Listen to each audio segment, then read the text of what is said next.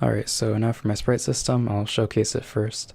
So I have the Stitch sprite with a scale factor of 0.5, center of 0, and set on the center of the screen with angle of 0, so it's upright. I'll run this and you'll see it's on the center of the screen. I can change the scale factor to, let's say, 2.5 its size. And then it'll be updated to reflect that change. It's a lot bigger now. And instead, if I want to do set scale pixel, for example, I want it to exactly be 500 by 500, I can do that as well. Then I'll showcase how it's done in a bit. So 500 by 500.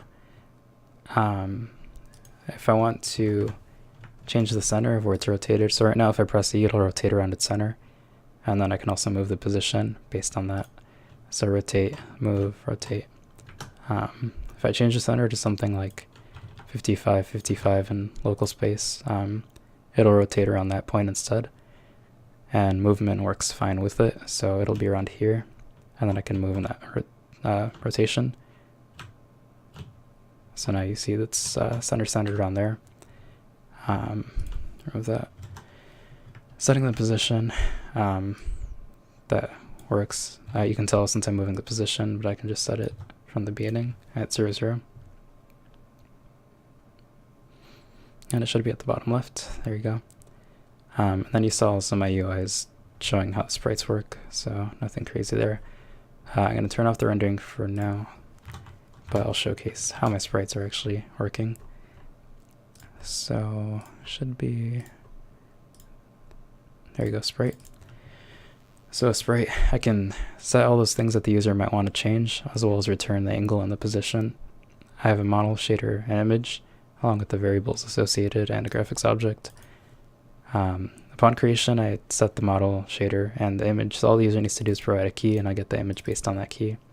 So they just say sprite stitch, and then it'll happen.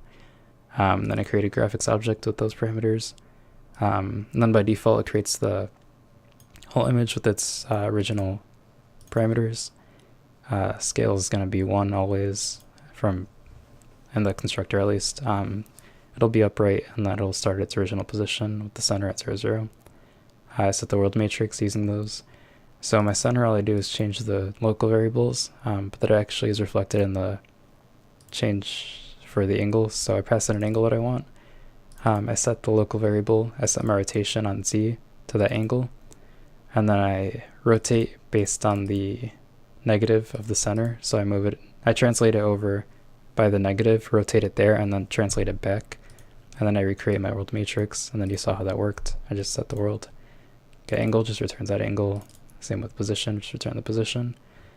To set a scale factor, I just change my scale matrix to be that number, and then I recreate my world matrix, and then I change the local variables as well. Set scale pixel, if I pass in 500 by 500, it'll take 500 divided by the original width and height. And then, of course, that's my scale factor now, what I multiply it by. So I just call set scale factor, it does the same thing I just said. Sets the world, and then you saw those working. All the user has to do is call render, since through here I already have access to the current 2D camera. Yeah, that's how my sprites are working. You saw the UI and Stitch. So, documentation for my sprites. Classes, class list, sprite. Class diagram. These are reflected here. I think this is the wrong version. This is my local copy. The one that is online should have descriptions for this stuff already. Sorry, let me just double check, since I know this should be accurate.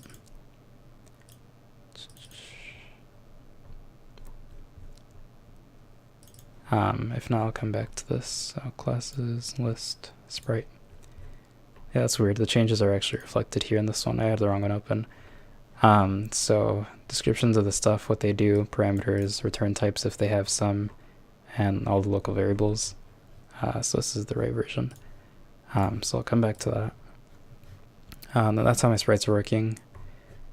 No big surprise for my visualizer.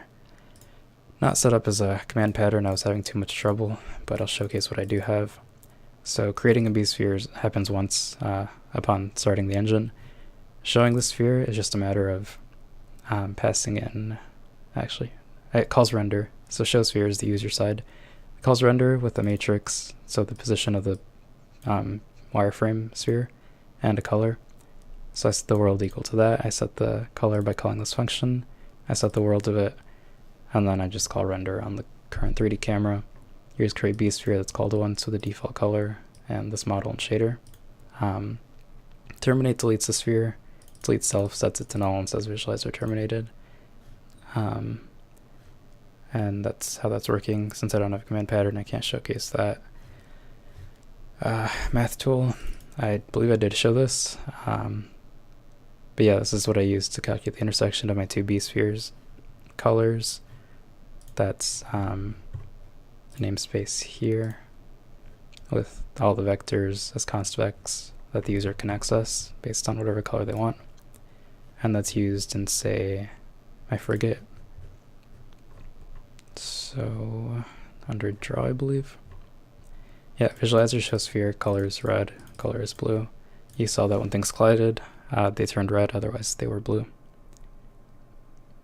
So that's how that's working. So collide here, they'll turn red and then it'll die. Documentation, that's what I had been showcasing throughout this entire video. I'm not sure what else I missed. So I have these modules here, anything the user might want to know. Relevant groups, the main page where I pretty much put anything the user might want to know right away about how to set up a scene. And then throughout, there's like random demos that the user might need of how to set up certain functions. But yeah, I think I went over everything. I'm just gonna look through really quickly to see if there's anything I didn't cover. I skimmed over some of my elbows, I think, because a lot of them are set up the exact same way. But hopefully I managed to get everything.